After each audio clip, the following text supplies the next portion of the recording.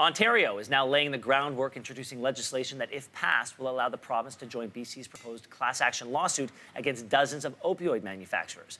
More than 40 defendants are named in the proposed lawsuit, including manufacturers like Purdue Pharma, the makers of OxyContin, and distributors where opioids are sold like Shoppers Drug Mart. Joining us this morning is lawyer Jasmine Daya, and in the interest of transparency, my sister Caroline Mulroney is Ontario's Attorney General. Jasmine, great to see you. Thank you for having me. Okay, let's talk numbers. The first 9 months of 2018, those are the latest numbers on record. More than 3,000 people died of opioid-related deaths in Canada.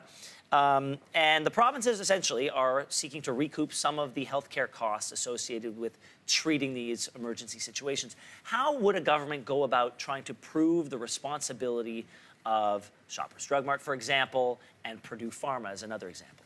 Well, it's not going to be easy. We definitely have a crisis. I think they are taking the right steps in following suit with BC. So BC was hardest hit with the opioid crisis and the related deaths, followed closely by Ontario and then Alberta.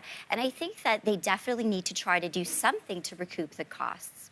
Okay, but there have been cases where pharma companies have declared bankruptcy as a way to sort of save their hide in situations like this. Isn't there a risk that if these cases go forward and are successful, we could find ourselves in a place where these drugs that do serve a real medical purpose could become scarce? It is extremely important that the government, as well as their lawyers, don't lose sight of why they're doing this. So the reason they're doing this is to recover costs. So they have to be very smart about this. You know, a very good outcome would be a negotiated settlement. Perhaps there is not an admission of liability by these companies, but a settlement outside of court. You don't want to get tied up with litigation. OxyContin hit the market in 1996, and in 2007 there was a class action by individuals, and it was only recently where settlement was discussed. However, a settlement requires court approval.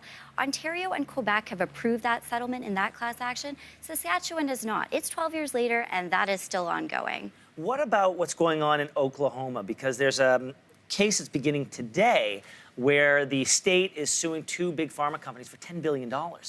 Is that something that, A, the governments of Ontario and British Columbia will be paying attention to, and B, is there any way that whatever judgment happens there could have an impact on what happens up here in Canada? They absolutely are paying attention to what is going on down there because it's new. We don't have something to follow. And so by figuring out what happens down there, there will be legal precedent set that can carry over here. It would not have as much weight as if the lawsuit was in Canada, but it can certainly carry over. They'll also learn a lot about information and strategy that will be useful.